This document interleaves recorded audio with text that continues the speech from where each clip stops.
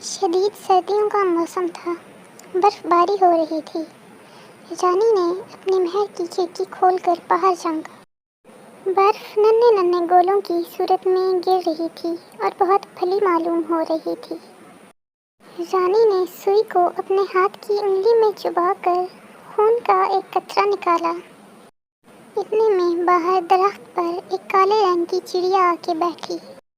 रानी ने विश मांगी कि काश मेरी अपनी बेटी का रंग भी इतना ही सफ़ेद हो जितनी कि ये बर्फ, होंठ इतने ही लाल हों जितना कि ये खून, और बाल इतने ही काले हों जितनी कि ये काली चिड़िया। कुछ ऐसे बाद रानी की वैसी ही बेटी हुई जैसी उसने दुआ में मांगी थी, और उस बेटी का नाम उसने रखा स्नो वाइट। लेकिन कुछ ऐसे बाद ही रानी की मौत वाक़या हो गई और स्नो वाइट के अब्बा ने दूसरी शादी कर ली। वो औरत बहुत खूबसूरत थी, लेकिन वो एक जादूगरनी थी। वो जादुई शीशे के सामने बैठकर हमेशा उससे पूछा करती, शीशे शीशे बोल ज़रा, सबसे सुंदर कौन बता। और फिर शीशे में से एक शक्ल नमूदार होती और बोलती, तुम ही सबसे सुंदर रानी, तुम ही सबसे सुंदर। ये सुनकर रानी बहुत खुश हो जाया करती। सालों बाद स्नो वाइट एक बहुत खूबसूरत लड़की बन गई कि एक दिन फिर रानी ने शीशे के सामने बैठकर पूछा, शीशे शीशे सच बता, सबसे सुंदर कौन बता। तो शीशा बोला, तुम ही सबसे सुंदर रानी, लेकिन अब स्नो वाइट तुमसे भी ज़्यादा सुंदर। ये सुनकर रानी को बहुत गुस्सा आ गया और उसने स्नो वाइट को रास्ते से हटाने का सोचा। उसने अपने एक गुलाम को बुलाकर हुक्म दिया कि स्नो वाइट को जान से मार दे और फिर सबूत के तौर पर उसका दिल ला कर दे। गुलाम स्नो वाइट को एक जंगल में लेकर गया और वहाँ जाकर अपना खंजर निकाला। स्नो वाइट ये देखकर बहुत डर गई और रोने लगी। रोते रोते वो गुलाम की मिन्नतें करने लगी कि उसको मत मारे। गुलाम को स्नो वाइट की मासूमियत पे बहुत तरस आया, लेकिन उसको रानी की बात भी याद आ गई कि उसने कहा था कि स्नो वाइट का दिल सबूत के तौर पे लेके आना है। गुलाम ने स्नो वाइट को कहा कि मैं तुम्हें छोड़ तो दूँ, लेकिन तुम्हें मुझसे एक वादा करना होगा, और वो ये कि तुम दोबारा महल कभी वापस नहीं जाओगी। स्नो वाइट ने गुलाम से वादा कर लिया और गुलाम अपने घोड़े पे सवार होकर चला गया। उसने सबूत के तौर पर एक हिरन का दिल निकालकर रानी को दिखा दिया कि ये स्नो वाइट का दिल है। उधर स्नो वाइट जंगल में मारी मारी फिरती रही कि अचानक उसको एक झोंपड़ी नज़र आई। वो झोंपड़ी देखकर बहुत खुश हुई कि चलो कोई आसरा तो मिला। ये सोच के उसने झोंपड़ी का दरवाज़ा खटखटाया तो किसी ने ना खोला। उसने दरवाज़ा खोला तो वो खुद ब खुद ही खुलता चला गया। स्नो वाइट ने देखा कि सामने मेज़ पर 7 प्यालियाँ, 7 प्लेटें, 7 चमचे रखी हुई थी।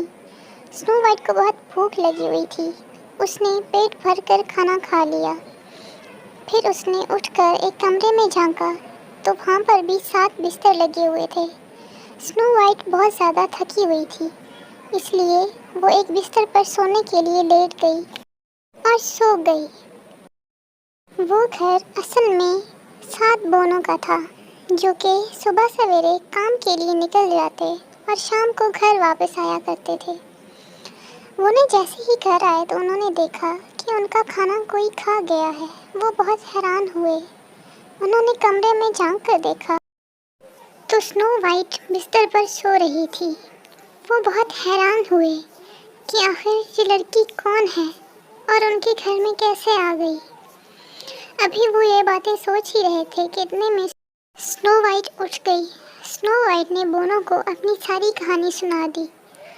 बोनो ने उसकी कहानी सुनकर बहुत अफसोस किया।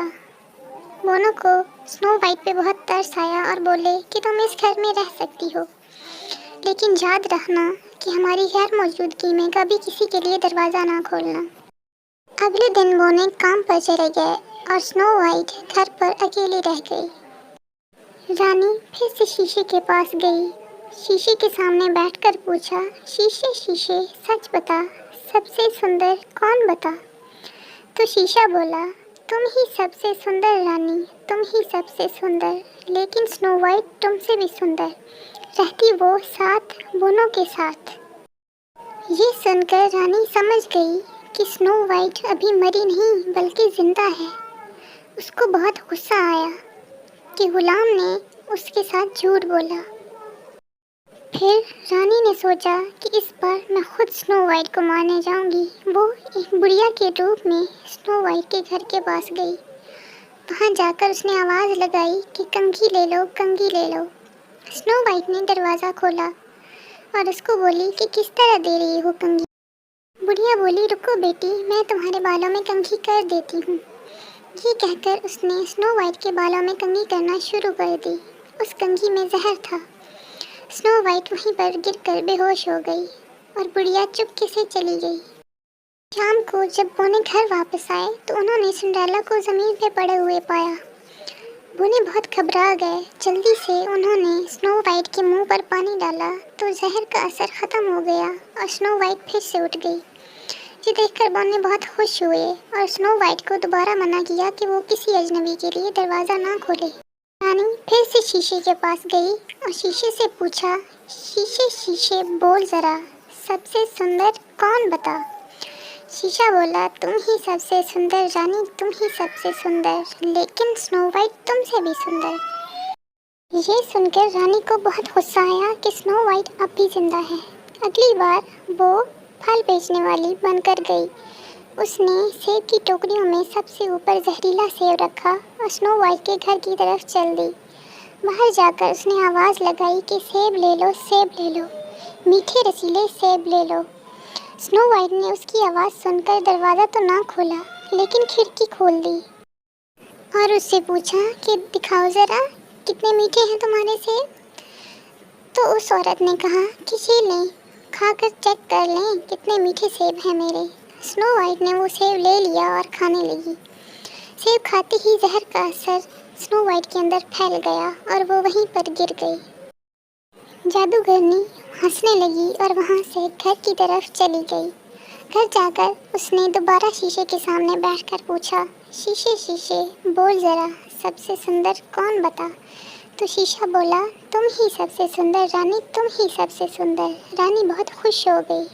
बोने जब घर वापस आए तो उन्होंने स्नो वाइट को मरे हुए पाया। बोनों को बहुत दुख हुआ। उन्होंने स्नो वाइट को एक शीशे के कफन में बागीचे में रख दिया और उसके पास फूलों को रख दिया। फिर वो स्नो वाइट को देखने लगे। इतने में वहाँ से घोड़े पर एक शहजादे का गुजर हुआ। वो स्नो वाइट को देखकर रुक गया। उसको स्नो वाइट पसंद आ गई थी। वो बहुत अफसोस से स्नो वाइट की तरफ देखने लगा। फिर बोनों से सारी वजह मालूम की। शहजादे के पास एक दवाई थी। उसने जैसे ही स्नो वाइट को बुलाई तो स्नो वाइट बिल्कुल ठीक हो गई। जहर का असर ख़त्म हो गया। ने एक दिन फिर शीशे से पूछा, शीशे शीशे बोल ज़रा, सबसे सुंदर कौन बता। तो शीशा बोला, तुम ही सबसे सुंदर रानी, तुम ही सबसे सुंदर, लेकिन स्नो वाइट तुमसे भी सुंदर। उधर शहजादे ने स्नो वाइट से शादी कर ली थी और फिर उसको अपने साथ लेके जाने लगा।